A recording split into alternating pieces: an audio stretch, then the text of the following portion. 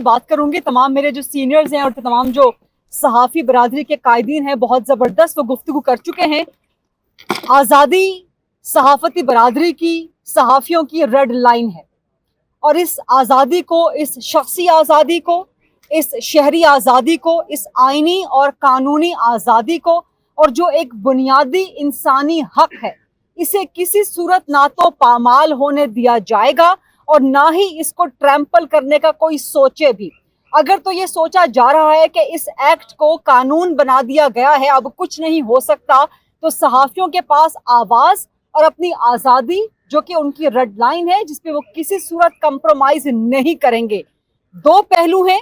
पहले भी यहाँ पर तमाम लोग गुफ्तगू कर चुके कि ठीक है, सहाफ़त जिम्मेदारी के साथ होनी चाहिए, लेकिन इस जिम्मेदारी का सबसे बुनियादी और अहम पहलू शख्सी जिम्मेदारी है। एक सहाफ़ी की सबसे पहला फिल्टर उस सहाफ़ी का अपना खुद होना चाहिए।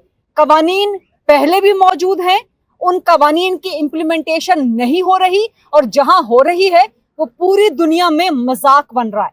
तो इस कानून के साथ भी आपने पाकिस्तान के आइन को, पाकिस्तान के कानून को एक बार फिर मजाक बना के रख दिया। हाइब्रिड रजीम या तो मौजूद है, या डिक्टेटरशिप है, या फैशिज्म है।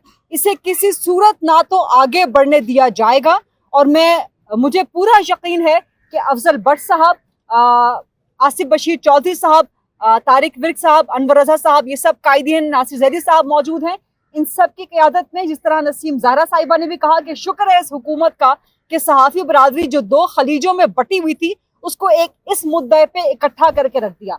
तो हम सब आप सब के साथ हैं, PFUJ के साथ हैं, RIUJ के साथ हैं। पूरा पाकिस्तान इस वक्त सड़कों पर निकला हुआ है, सहाफ़ी बरादरी, सिविल सोसाइटी। तो यह हुकूमत के माथे पे एक बहुत बड़ी कलंक है। दुनिया भर में शख्सी आज़ादियों को महफूज बनाने के लिए ना सिर्फ जद्दोजहद हो रही है, बल्कि कवानीन को तब्दील किया जा रहा है, सोशल मीडिया को एम्पावर किया जा रहा है।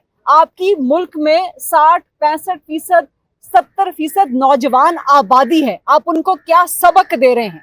पाकिस्तान छोड़ के जा रहे हैं ये नौजवान, आप उनको क्या सबक दे रहे हैं? कि उनका गला घोंट रहे हैं, उनकी आवाज़ घोंट रहे हैं, इसीलिए मुल्क से वो निकल रहे हैं, फ्रस्ट्रेशन बढ़ा रहे हैं। ये किसी सूरत नहीं होने दिया जाएगा।